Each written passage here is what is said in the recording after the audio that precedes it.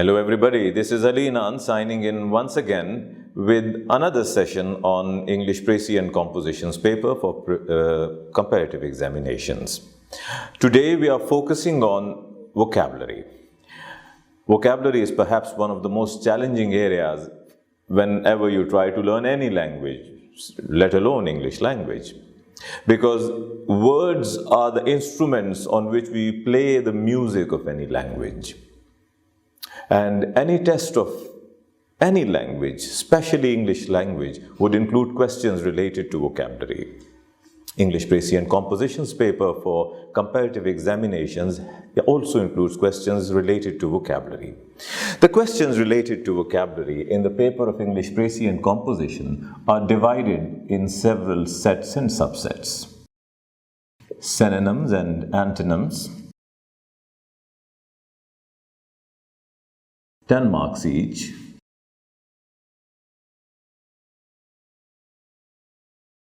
Pairs of words, 5 marks. Analogy or grouping of words,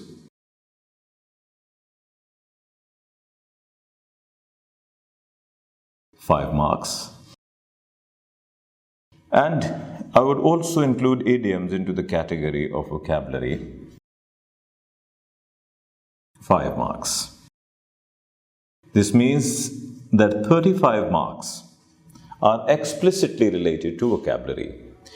If we consider the past paper of 2016 English Précis and Composition, 5 marks of vocabulary was given under the heading of the reading and comprehension. We had one question in which they had given 5 words and we needed to identify the meaning of those words from the given passage. So in that paper, 40 marks were explicitly related to the question of vocabulary, to the category of vocabulary.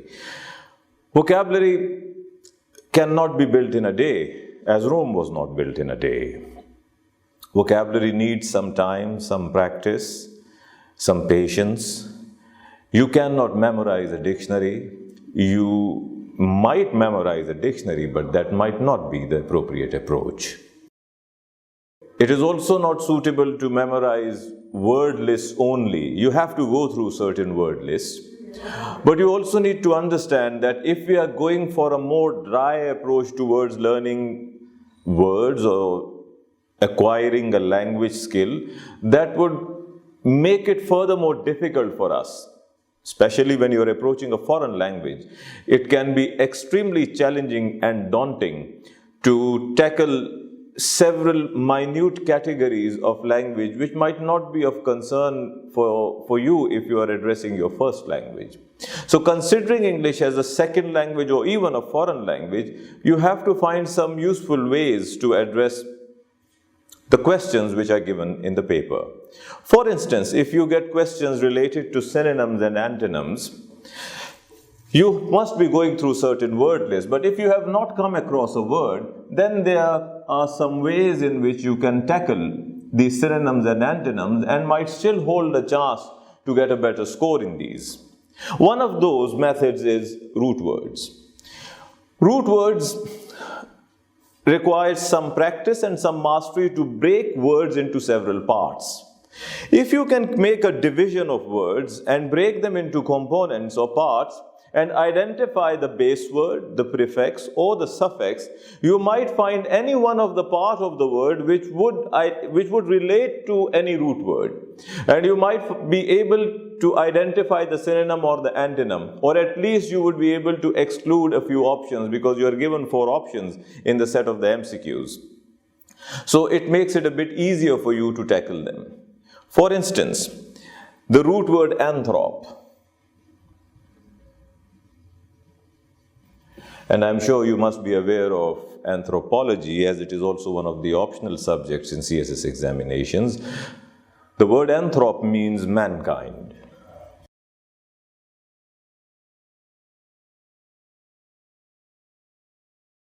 There are 112 words in English language which begin with the prefix anthrop. So if you get any word such as anthropomorphic or anthropology, Even if you do not know the meaning of these words, you know the meaning of the word anthrop.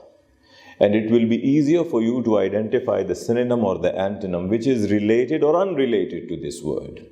Similarly, there's another root word such as, we are going to take the example of pseudo. Pseudo means false.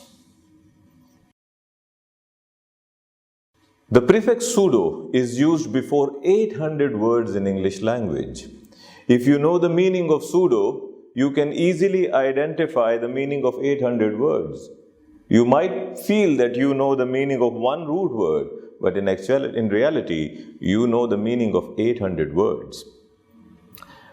This is one of the ways how to crack synonyms and antonyms. Although this is not the only way, there are many other ways in which you can crack synonyms and antonyms. But if you get a complete grip over over these root words, so there are brighter chances that you would be getting at least 50% of those synonyms and antonyms correct. And if you're lucky, you can get 100% of them correct. However, there are some other ways which might be included in any other time of discussion. For now, we are moving to another category of vocabulary, which is pairs of words. Pairs of words require some diligence. You must be going through these pairs of words since your school days, and you must be finding them challenging, and at times they would be quite easy. Most of the candidates try to memorize them, but they do not approach these pairs of words in a systematic way. You must know that what are those categories in which we can divide these pairs of words. These pairs can be of homonyms or homophones, homographs,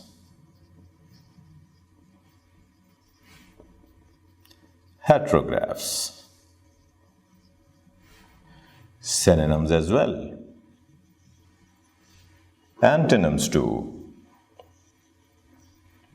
even capitonyms or polysemes. For instance, a capitonym. We take the word international relations and then we write it in lowercase. When its first letter is in lowercase, international relations again. With a capital I and a capital R, international relations means the study of relations among nations according to certain theories and approaches. So it refers to a subject. But with a small I and small r, it means relations among nations. Or the word I would take another word, literature. Literature with a capital L means writing based on canons. Poetry, prose, novel, drama, but literature with a small l might also mean any written material. For example, if I say, can you provide me some literature on physics? Then it is written with a small l and it does not refer to writing based on canons. We can have pairs related to the case of polysemy as well. In the case of polysemy, we can have words such as mouth. Mouth is the orifice of face. But mouth of a cave is also an opening, so it's a meaning which is related in meaning but still different in area of use. We might also refer to the word wood. Wood is the piece of a tree, but wood also refers to a forest. Again, it's different in meaning, but still there is some relation among these two meanings. So area of use might be different, but the relation in meaning still exists there. The third category is of analogy or grouping. Analogy refers to relationships between different words. The question would include, one pair with certain relationship, and you will get 4 options, and then you would have to identify a set of relationship which is similar to the relationship which is given in the question. For example, these relationships can be descriptive relationships. For instance, if we get the words blue and ocean. Ocean is described by the color blue. So if we are looking for the correct option, as we'll have 4 options in the question paper, so we have to look for a descriptive relationship. When I say description, description refers to color, size, age, shape, origin, material. You need to identify in the options that do we have any descriptive relationship referring to any one of these. If there is such a descriptive relationship, that would be the correct option. There are several other words, several other relationships, part to whole, or there can be a vice versa relationship, whole to part. We might also have relationship of things and functions such as scissor and cut. We can also have categories of item to category or category to item relationships, such as an item to category. We might have lemonade and beverage. All those, if you are feeling thirsty, do take a sip of lemonade. That would be refreshing. There can be implied relationships such as clouds and sun. They are not explicitly related to each other, but there is a kind of an implied relation. You have to first identify that what sort of relationship is there in the question, and then you need to find the same sort of relationship there in the options. There can be symbolic relationships such as lily and innocence. If we have such relationships, then you also have to look for a more symbolic relationship there in the options. We can also have relationships related to cause and effect. Here is another set of grouping of words which you need to look for. Although we are getting questions related to analogies in comparative examinations, but the syllabus also mentions that there can be questions related to grouping of words, as I have mentioned here. You might get an array or a list of words such as 18 or 21 or maybe 15 words, and the examiner might ask you to identify words related in meaning or area of use to each other and make lists of all these in pairs or maybe 3. For instance, if we take one category of group of words, such as the words image, icon, and symbol. Here we have one group of words. If these 3 words are scattered in a list, you have to establish a relationship between these. That are they related to each other? Now, image, icon, and symbol are quite related to each other. Therefore, they can be the part of a single list. So this becomes one part or one pair, whatever is the demand of the question paper. There can be another group such as huge, gigantic, and massive. So now we have 2 groups. It's possible that they might not be even close to each other in the list which is given in the question paper. So if you get questions like these, you must not be baffled by them. As the syllabus mentions these, you might get questions related to that. However, in the past half a decade, there hasn't been a question of grouping of words, but we have been getting questions on analogies. But the purpose of letting you know is that you have to keep yourself prepared for all such questions.